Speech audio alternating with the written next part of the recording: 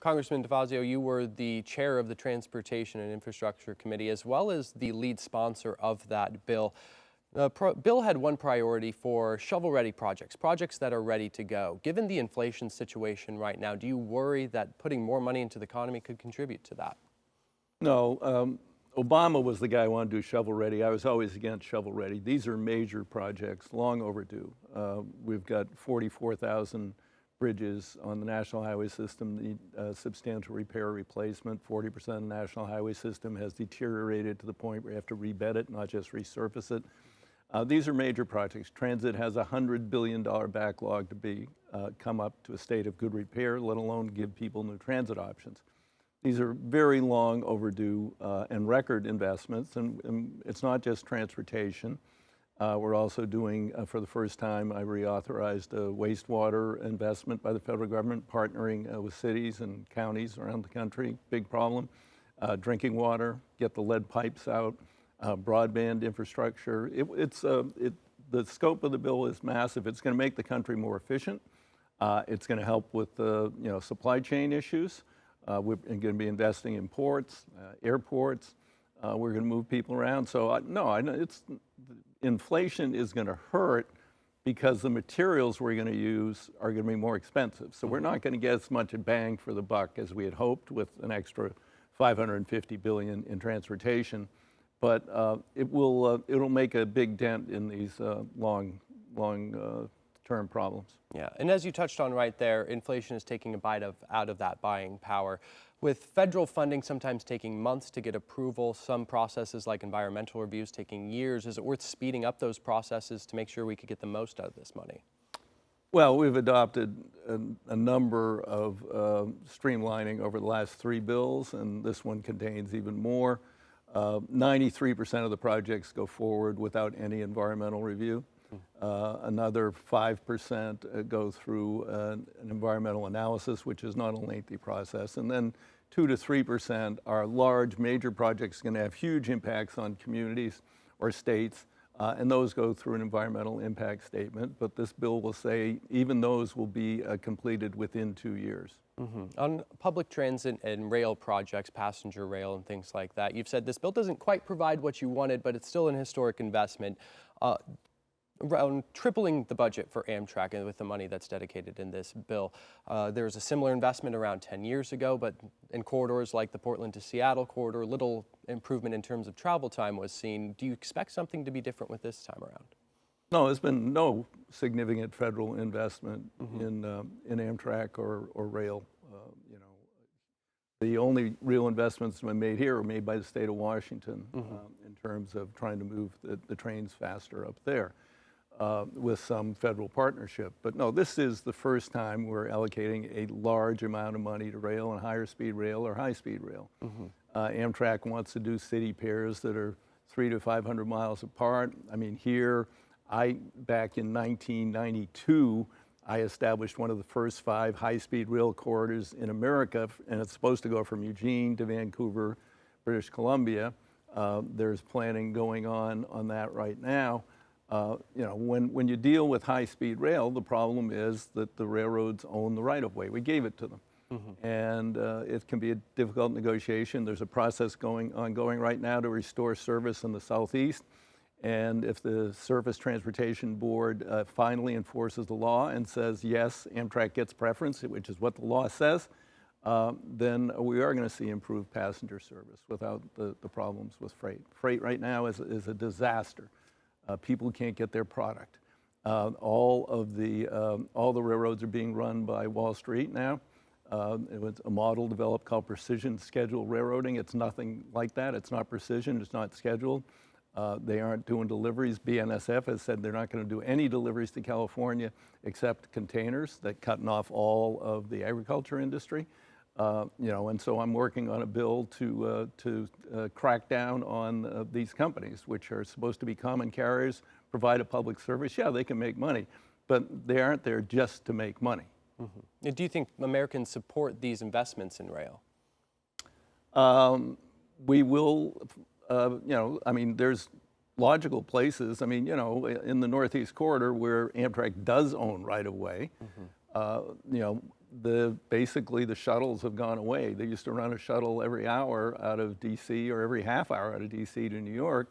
Amtrak is now carrying the preponderance of the load because people, with the inconvenience of the airport on each end and the time it takes the Acela to get there, they've taken the share of the market. Where we can do things like that around the country, people would be happy. If we could get a train from Eugene to Portland, that train can go 120 miles an hour, but because of the problems with the freights, it takes like over 3 hours or more than sometimes 3.5 hours. If you could get me from Eugene to Portland reliably in 2 hours, and that's not high-speed rail, that's only 60 miles an hour, 55 miles an hour, I would never get on I-5 again because it's a mess. Yeah, and over your career, you've also been outspoken of various issues affecting the commercial airline industry. Right now, the industry is plagued with thousands of delays and cancellations. What do you see as a solution to that right now? There's no quick solution. We have, right now, there's 3 problems. Summer, we always have problems with weather and thunderstorms and systems, and that's chronic in the summer for delays. The second is air traffic control. We have a shortage of air traffic controllers. A lot of them retired during the pandemic. We couldn't run the academy to train new air traffic controllers during the pandemic. So they're behind the 8 ball. The FAA is scrambling to try and redeploy people they have around the country to towers that are short, but that's difficult. And then the airlines had what's called displacement. They kept their pilots on, but they got displaced. That is, they stopped flying the wide bodies because it was ridiculous to fly a wide body with 10 people on it. So they started flying all narrow bodies. So then the wide body pilots had seniority. They bumped down to the narrow bodies. Narrow body people get bumped down, and now they have to get retrained to go back up that chain to get back into the wide bodies, even though they've been flying the whole time. So, that's a real issue there. And then, why they don't have more customer service people, I guess that's part of the Great Resignation. I don't know, but I mean, it's obviously right now the customer service is abysmal. They don't have people to answer the phones and to help people who've gotten delayed and rerouted and everything else. So that's something they could, I think, deal with. But I don't know if there are people out there who want the jobs. Yeah, absolutely. I want to move to the January 6 hearings that have been taking place on Capitol Hill. Quick yes or no question. Do you think those hearings are moving the needle of Americans' perception? I think among a minority of Americans who are willing to listen, who aren't convinced one way or the other, I think it's helping. But that's a minority of Americans. The hard-on Trump people are just ignoring it. Fox is spinning out crazy stuff every night, just to try and distract people from it. So the hearings are very hard-hitting, and we've basically shown that this was an attempted coup. This was planned well in advance. In fact, Trump spoke about it September 23rd in Pittsburgh. He said, if they don't count those votes, they don't count the Electoral College votes, I'm still president, because every state gets 1 vote. Alaska gets 1 vote, California gets 1 vote. We win, I win, I'll still be president. He said that, so they were thinking about this long in advance, and he had a bunch of crazy people around him, essentially, committing sedition, who were planning this. Do you think these hearings, or what happens next after these hearings? Does the former president get charged? Does Congress take up another issue to maybe prevent him from running again? What happens after this? Well, we can hope at least the Senate is talking about the possibility of reforming the presidential voting count, the electoral count, so that you can't say, oh, the vice president can just ignore it and bring in his own people, which is one theory that the Trump people had. So that, if we can get that done, that'd be great. Much more than that needs to be done. That would be a start. But it also seems to have awakened the Justice Department. It seems to me they've been snoozing on this, and suddenly, after some of these very high-profile hearings, they're out there issuing subpoenas to John Eastman and other principals in this plot. Justice Department subpoenas can't be ignored, unlike subpoenas from the committee, which the Trump people in good part are ignoring. And you described this as a dangerous time in democracy. Do you think the nation's best days are ahead of it? How do we get there? We're on a knife's edge on whether or not we're going to have a representative democracy in 4 years. The Supreme Court is going to take up a case in the next session, and 4 of them have already indicated that they're going to buy into a wacko fringe theory that says state legislatures are exempt from all laws and they can set whatever conditions they want on federal elections, and no matter what their state constitution says. And that would mean that in these deep red states full of people who think the election was stolen, they'll be doing all sorts of mischief. It's called the independent state legislature theory. It's a theory. It's ultra fringe. No legitimate congressional, constitutional scholar believes in it. But that would be the final straw in undoing our democracy and never having a fair election again. Yeah, and you mentioned the Supreme Court's role in that. Several issues that the Supreme Court has ruled on recently. You have this election one that's coming up. You have the EPA ruling a couple weeks ago in Roe v. Wade. The solution many Democrats have mentioned is making those into law, having Congress pass laws to make this into the United States Code. Do you think that's feasible given the division that is in Congress right now? Not with the filibuster in the Senate. You can't get 10 Republicans to support it, even if you can get Manchin and Sinema. And Manchin and Sinema won't undo the filibuster. If we could elect 2 more Democrats who would undo the filibuster in the next election, and we have some prospects, Tim Ryan, Ohio, guy running against Crazy Rod Johnson, and a couple other places. If the election went unexpectedly well and we get up to 52 Democrats in the Senate, they undo the filibuster, yeah, then we can put in place a law that protects a woman's right to choice. Then we can restore, emphatically that power of the EPA. They're going to do another ruling in the next session that will say the EPA, can't really control water pollution. So we're going to go back to the good old days when the Willamette River was an open sewer and rivers back east burnt. Yeah, and do you think when you first arrived in Congress in 1987 that getting rid of the filibuster was needed? How has the body changed since then? Well, it has become much more hardened on a partisan basis. I mean, if you drew a line when I got there, this would be a conservative Republican, a liberal Republican. This would be a liberal Democrat. This would be a conservative Democrat. So you had this big overlap.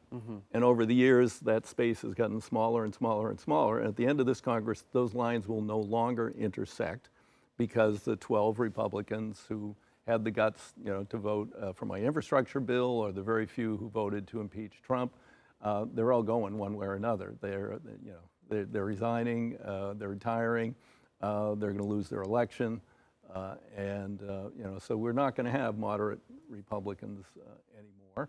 And with gerrymandering, which the Supreme Court has sanctioned, both parties are just looking at their base. I represent a rare district, which is red to purple. It was Republican +2 last time. Before that, it was more just like a 0 district, purple. And you can't get elected and not listen to both sides. But most people come from a D10 or an R15 district, and it's only about the primary. Absent some massive wave, there's no risk in the general election, so they can, they just have to listen to the base, and that's driving the 2 parties apart. We could fix that statutorily also in Congress. I'm on a bill that would do that.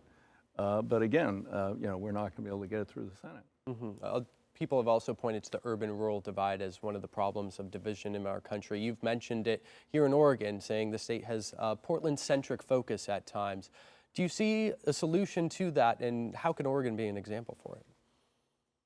Well, I represent a district that has an urban-rural divide, and I've managed to get reelected there for 36 years by addressing the real needs of the people there. I mean, I have the 38th largest district in land area, a lot of rural conservative areas. I have 6.5 counties, and 4.5 of them are red. And yet I've gotten elected because I'm talking nuts and bolts to these people, what I'm going to do to make their life better. Like now, I'm working with the Port of Coos Bay. We have the prospect of having a new container port on the West Coast, something very rare, which would increase our shipping capacity by 10 to 12%. You can't get 10 to 12% more goods through LA Long Beach, no matter what you do. This would be a huge breakthrough. I've gotten all the way up to the president to make the case on this. So people, if you pay attention to their needs, hey, we're hurting out here economically, we need good jobs, they will react differently. That's how you solve the rural-urban divide. Unfortunately, too many Democrats and too much Democratic policy has become very, very, urban-centric. And, we've lost areas that we used to win. I mean, we used to have, Democrats in Montana, and Idaho and places like that. That never happened now because people don't see that the Democrats are addressing their real day-to-day needs, and that's something that we have to do a much better job on. Well, Congressman, thank you so much for joining us today, and thank you for your time. Sure, thank you.